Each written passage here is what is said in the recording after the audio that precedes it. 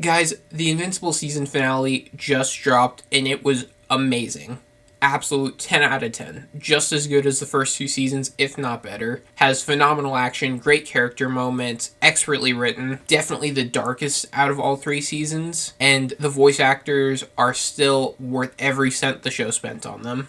That's pretty much all I can say without spoiling this video, so without further ado, let's get into it. Now, as always, the best part about this show is its characters. In particular, Mark, Cecil, and Rexplode were absolutely the carries of this season. I absolutely love how Rex's character arc across all three seasons culminates at the end of this season, and Mark and Cecil have been having this great back and forth where Cecil is using reformed criminals to help get superhero work done, and Mark completely objects to this because he doesn't think any criminals should be reformed, and he's kind of taking this incredibly stubborn stance on this because he thinks he accidentally killed Angstrom Levy, and he's just not willing to budge on his ideals at all. And you have a really great conflict when people in real life are arguing for the points of these characters in the show. The last time I remember something like this happening was in Captain America Civil War. So if that's not proof that they did an incredible job with the characters, then I don't know what is. The show also does something really nice where it shows us Cecil's backstory in the second episode.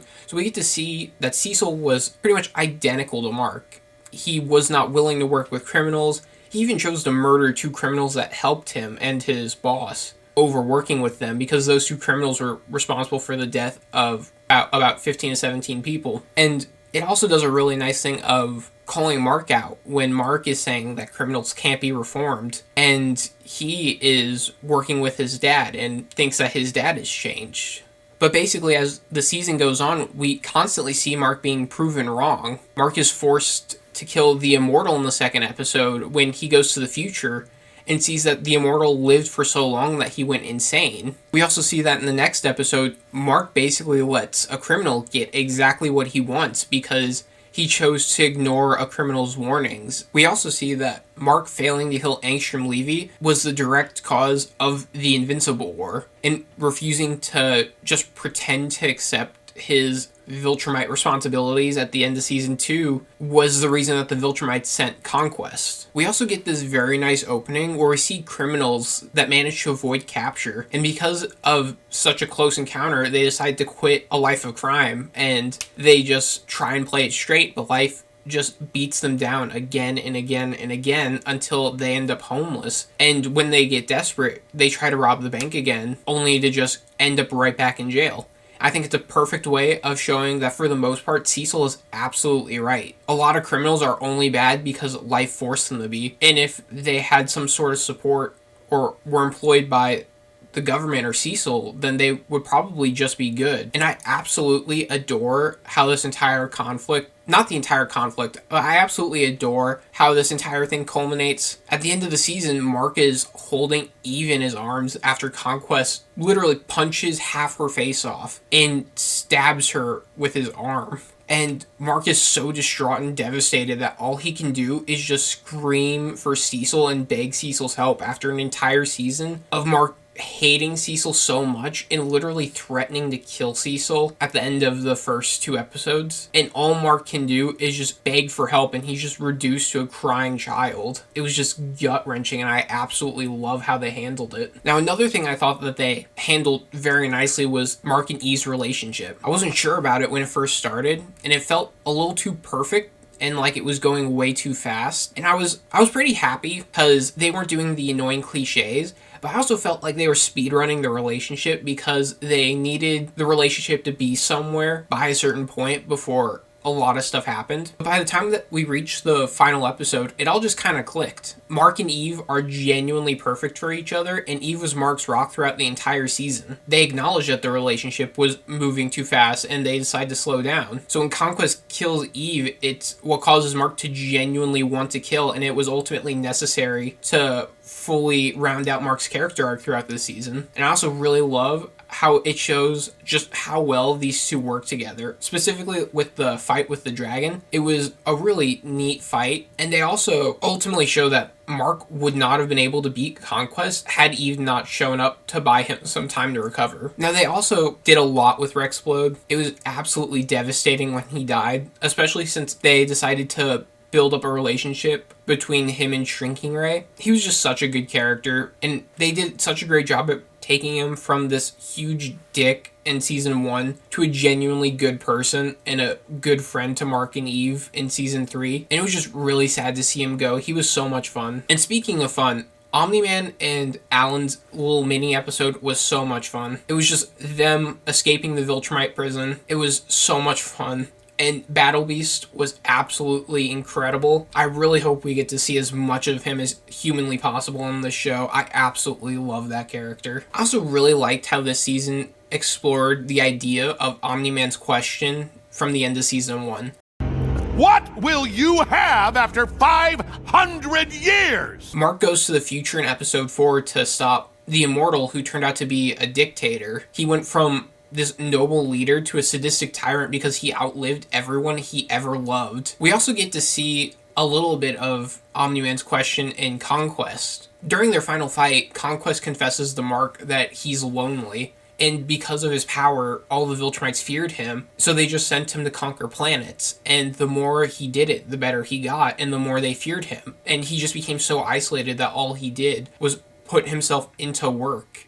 And it ultimately led to him just being isolated, and the only thing that he could do was kill. And that's not entirely why he is the way that he is, but it was just a really nice way of not like condemning Mark to this fate, but showing that there are a lot of outcomes where Mark is going to outlive everyone he loves, and he's also going to be the most powerful being on the planet. So everyone is going to view him as a god who could tear them apart, and a lot of people are going to be afraid of him. And you see that, like, the Guardians of the Globe in episode 2, after they decide to help him fight Cecil's Reaniman, Mark just destroys them immediately once the bomb in his head stops going off. And Mark just destroys them with ease after the Guardians were struggling against them for a bit. And you see just how unnerved they were by seeing Mark just punch the entire half of one and completely obliterated the upper half of him. Conquest was an absolutely amazing villain. He's by far the most threatening out of all the 3 main villains we've had so far, and Jeffrey Dean Morgan did an amazing job at making this guy sound like the biggest sociopath we've ever seen. When Conquest first showed up, I was having trouble figuring out what his edge was. I thought that when he was encouraging Mark to fight, it was because he was just so old that he wanted a worthy opponent who was finally able to kill him in battle. But then as the fight goes on, you realize that he's not doing this for any reason. He doesn't even do this for his own weird noble reason. He just does this shit for fun. He knows he's going to win and just wants Mark to put up the best fight he can, so this isn't boring for him. And the fight was absolutely insane. It lasted for about 30 minutes of a 45-minute episode, and the animation was stunning. I also love this one little moment in the fight where when he and Mark end up in space, he just spits out a little bit of blood and just forms it into a heart. It was just so fun. I also love how just one punch of his carries the same devastation as a nuclear bomb. He legit was leveling buildings from one punch in the ground. And I also love just how the shockwave from his punch alone was enough to level just a big building. It was just such a great fight. I am a little mixed on Cecil's choice to keep Conquest alive, but I think it's in line with his character and the core problem between him and Mark. While Mark is wrong for being unwilling to compromise, Cecil always takes it one step too far. Had he not gone to the White Room with Mark and just flat out showed him all the Reanimen, Mark wouldn't have gotten aggressive. Had he told Mark about the bomb in his ear instead of just using it, Mark probably would have understood. And now instead of listening to Mark and destroying Conquest's body, he keeps him alive so he can pluck him for information. And you know that there is nothing that Cecil can do to keep him down there. Conquest is absolutely going to escape, and it is absolutely going to be all Cecil's fault. Now, a core theme throughout the season was the willingness to compromise, and I thought they did it great. I always love when superhero shows dive deep into the idea of compromising your core values. whether or not it's ever worth it. Daredevil Season 3, which is a masterpiece of television also, that season did this idea perfectly, where the season is about Matt struggling with his no-kill rule, and his belief that in order to keep people safe, he has to kill Kingpin. Now, Invincible kind of went the opposite route here, where at the end of the season, Mark ends up accepting that you do need to be willing to compromise if the situation calls for it, and some people just have to go. Someone like Darkwing just lost his mind, and you're able to fix that to some degree and use him for good. But someone like Angstrom Levy just never stops trying to hurt Mark. And Conquest is someone who just genuinely enjoys hurting people and uses these people as toys for him to play with. And people like that, just, you can't keep them alive for your own benefit. You just have to kill them sometimes. This season was purely about overwhelming Mark, and it did it beautifully. The last 3 episodes all take place in 1 week, and it absolutely destroys the saying, things just can't get any worse.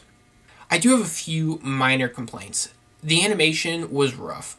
I have no clue why Amazon, of all companies, is going cheap on a show this good. I'm pretty sure this show has like a fourth the budget of The Boys, and unfortunately it shows sometimes.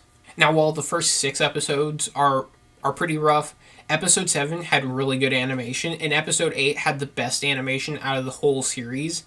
It looked genuinely stunning at times, and you can tell they poured all of their budget into the final episode first.